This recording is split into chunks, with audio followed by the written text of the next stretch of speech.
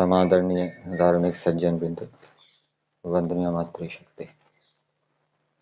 यजुर्वेद भाष्य महर्षि दयानंद कृत 37वां अध्याय हमारा चल रहा है। कल हमने मंत्र संख्या 10 के ऊपर विचार किया और उस मंत्र में बताया गया है कि कौन महान राज्य को प्राप्त होते हैं। हिंदी में तो बड़े राज्य लिखा है, लेकिन संस्कृत में दिया है महत राज्यम। महान राज्य को कौन प्राप्त होते हैं। महान के दो अर्थ होते हैं, बड़ा भी होता है और पूज्य भी होता है। तो पूज्य राज्य ऐसा राज्य जिसके अंदर बहुत अधिक यज्ञों का अनुष्ठान होता हो, विद्वानों का सत्कार बहुत होता हो और दूसरे यज्ञ भी बहुत होते हों, और जिस राज्य के अंदर प्रजा अपने अपने आश्रमों के कर्तव्य कर्मों धर्मों का वेदानुकूल अच्छी प्रकार से आचरण करती हो और सभी प्रकार से पशु पक्षी भी स्वस्थ हों, बलवान हों, निरोग हों, मनुष्य भी निरोग हों, प्रजाओं के अंदर कोई दुष्ट चोर डाकू ना हो, सब ईमानदार हों, मेहनती हों, पुरुषार्थी हों, धोखा देने वाले ना हों, स्वार्थी ना हो। ये महान राज्य है। बड़ा राज्य तो जो सीमा की दृष्टि से है अथवा धन संपत्ति की दृष्टि से है, वो तो अधर्म से भी प्राप्त किया जा सकता है। जैसे कि कल भी बताया था, संस्कार विधि में लिखा है गृहस्थाश्रम प्रकरण में कि यदि अधर्म से भी चक्रवर्ती राज्य प्राप्त होता हो तो वो नहीं लेना चाहिए।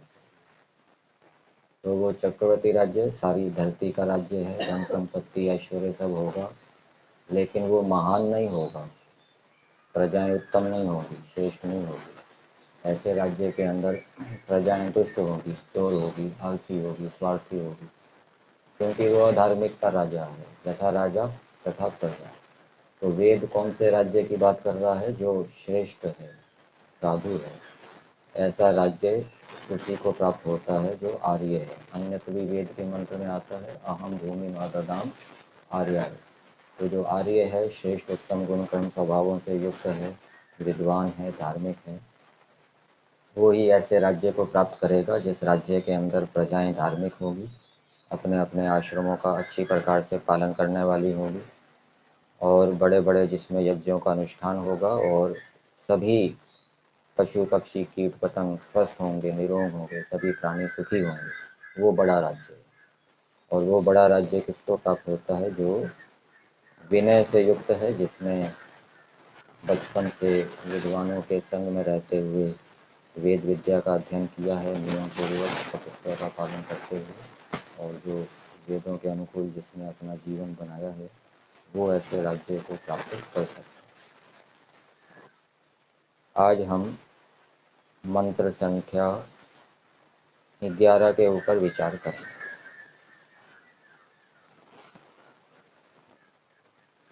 और ये महान राज्य के विषय में एक बात ये भी है कि जो ऐसे राज्य का राजा होगा, वो राज्य उस राजा की उन्नति करने वाला होगा, उसको मोक्ष की ओर बढ़ाने वाला होगा, उसको शांति देने वाला होगा। और इसके विपरीत जो अधर्म से चक्रवर्ती राज्य प्राप्त करेगा, वो राज्य उसको गिराने वाला होगा, उसको मोक्ष से दूर करने वाला होगा, उसको अशांति उत्पन्न करने वाला होगा।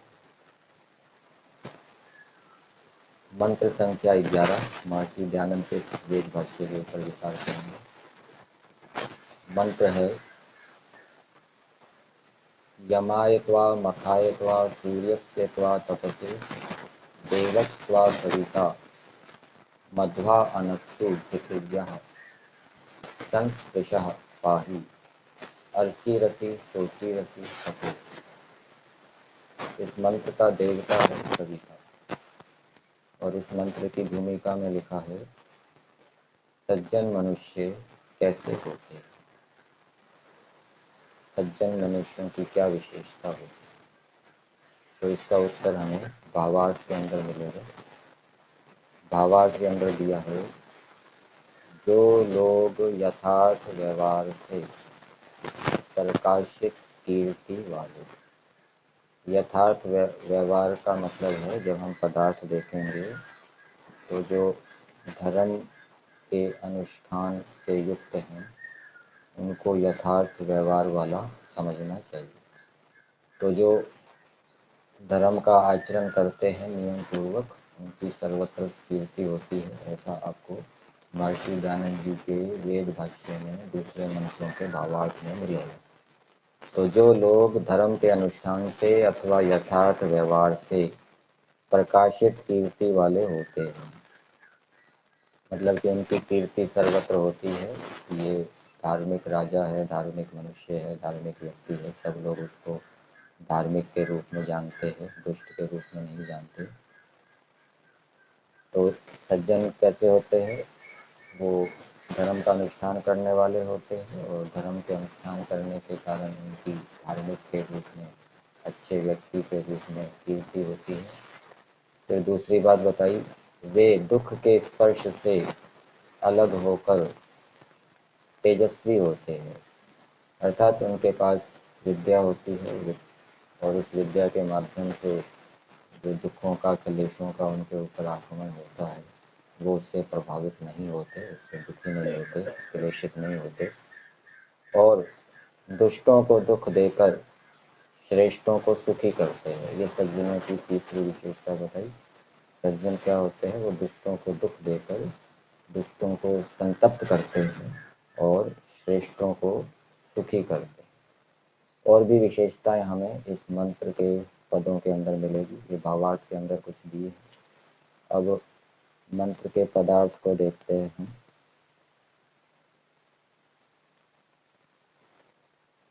विद्वान को संबोधित करते हुए कहा जा रहा है, हे विद्वान, सविता, ऐश्वर्य करता, ऐश्वर्य को करने वाला, देवाः, दानशील पुरुष, मखाए, न्याय के अनुष्ठान के लिए, यमाए, नियम के लिए, नियम के अर्थ नियम के लिए, वह आपको, सूर्यस्य, षष्ठी व्यक्ति है, प्रेरक, सूर्य का अर्थ प्रेरक किया है और ईश्वर संबंधी, सूर्य ईश्वर का नाम भी है, सूर्य ज्योति, ज्योति ही सूर्य का है। तो ईश्वर संबंधी सूर्यस्य तपसे, सूर्यस्य तपसे, धर्म के अनुष्ठान के लिए, ईश्वरस्य तपसे, ईश्वर के तप के लिए, सूर्य के तप के लिए।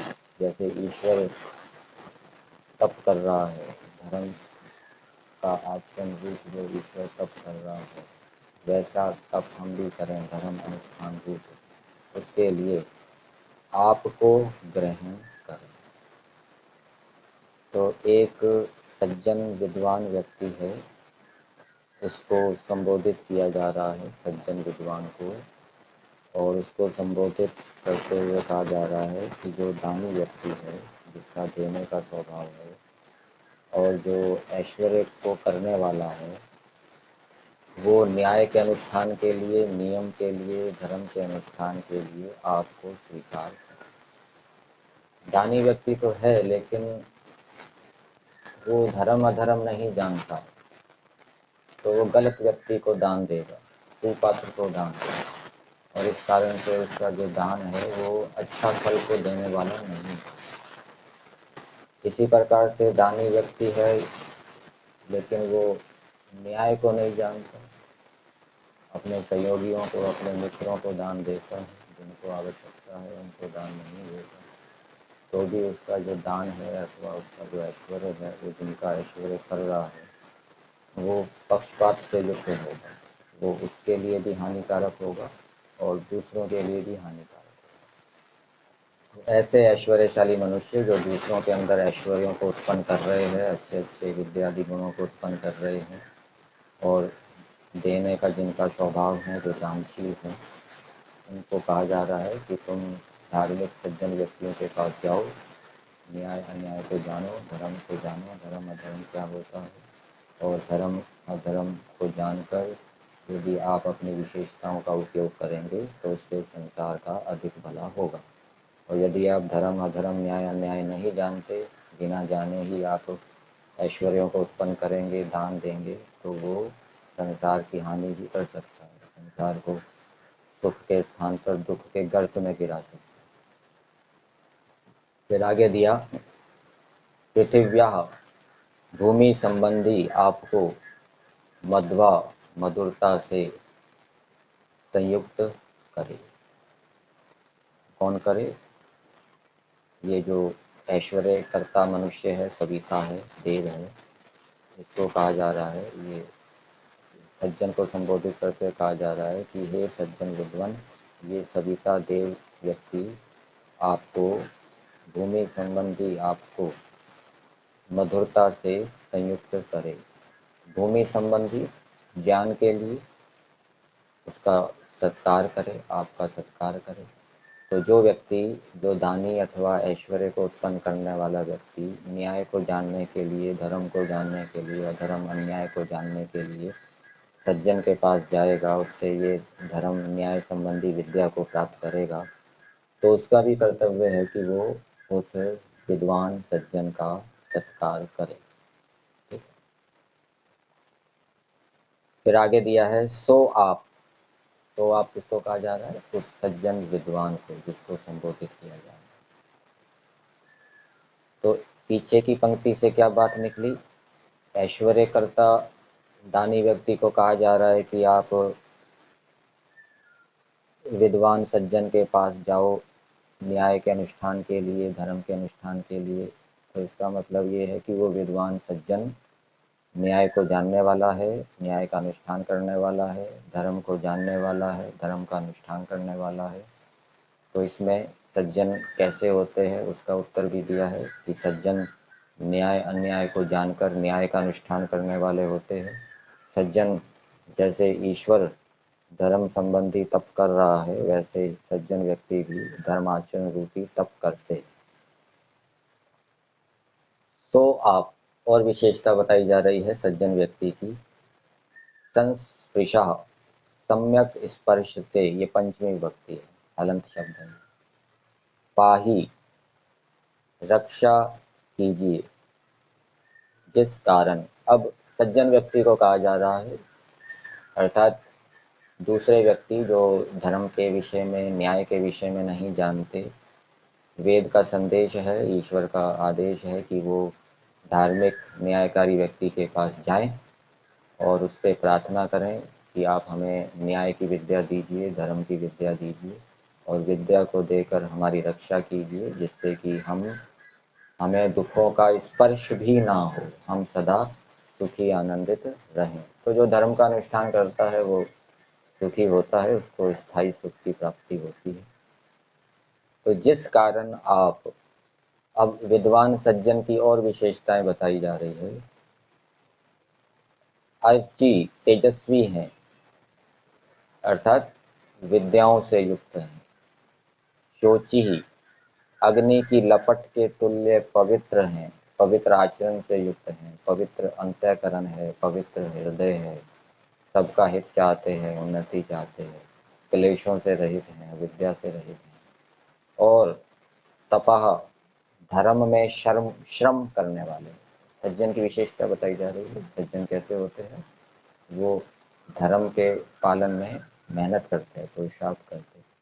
वो पवित्र अंतःकरण वाले, पवित्र हृदय वाले होते हैं और उनके पास अनेक विद्याएं होती हैं। तो इससे धर्म के श्रम करने वाले हैं धर्म में, इससे आपका सत्कार करें।